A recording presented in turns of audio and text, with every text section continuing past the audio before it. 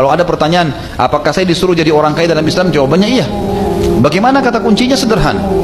Ikhlaskan niat ingin mencari nafkah, kemudian perhatikan 3 hal sekaligus berentetan. Modalnya halal, sistemnya halal, produknya halal. Selebihnya yang kelima, tawakal kepada Allah. Maka dipastikan akan Allah bukakan rezekinya. Dan ini menjadi orang kaya penting. Saya mengajak seseorang sholat di masjid, saya dapat pahala 10 misalnya.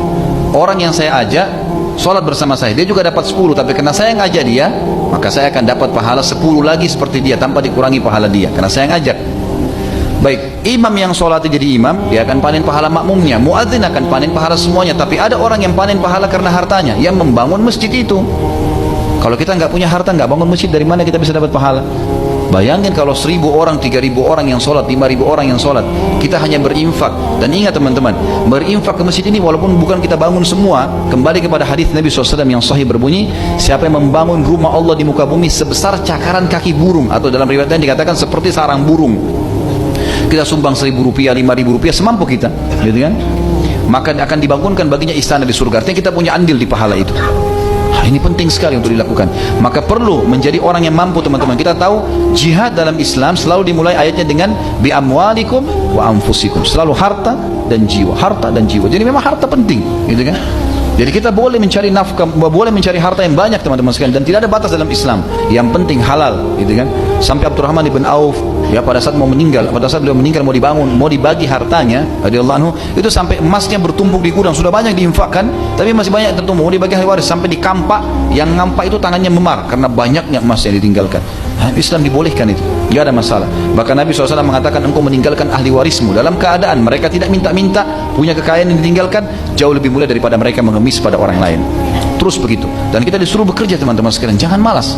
Kata Nabi SAW dalam hadis Bukhari, seseorang antara kalian mengambil potongan-potongan tali, lalu kemudian dia ke hutan, dia kumpul ranting-ranting kering, lalu diikat, dipikul di pundaknya, kemudian dia menjualnya di pasar, jauh lebih mulia daripada dia minta-minta kepada orang lain.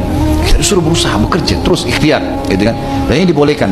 Dan riwayat yang sahih, riwayat Bukhari yang mulia, di mana sahabat-sahabat miskin telah datang kepada Nabi SAW mengatakan, ya Rasulullah, sahabat-sahabat kami yang kaya mendahului kami dari pahala. Kami sholat, mereka sholat. Kami puasa, mereka puasa. Kami haji, mereka haji. Tapi mereka punya kelebihan harta karena mereka berinfak kepada kami. Kami nggak bisa balas itu. Beritahukan kami amal yang kami kerjakan, kami bisa nyanyi, samain, minimal sama dengan pahala mereka. Kata Nabi SAW, baca subhanallah, alhamdulillah, Allah Akbar masing-masing 33 kali.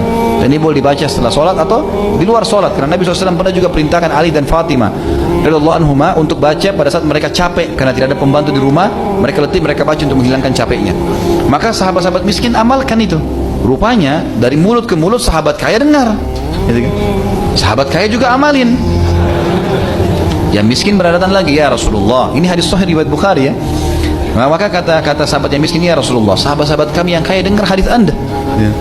Maksudnya beritahukan lagi kami, apalagi yang lain nih. Kata Nabi SAW, dzalika fadlullahi yu'tihi may yasha. Itu karunia Allah yang Allah berikan kepada siapa yang dia inginkan. Artinya ada motivasi, karena menjadi kaya atau miskin ikhtiar itu. Ikhtiar orang. Yang penting kita berusaha dan punya ilmunya, insya Allah akan mendapatkan. Dan saya sarankan teman-teman kembali kepada judul ceramah saya di YouTube, ada Saudaraku yang Rahasia Rezekimu, akan membahas masalah itu.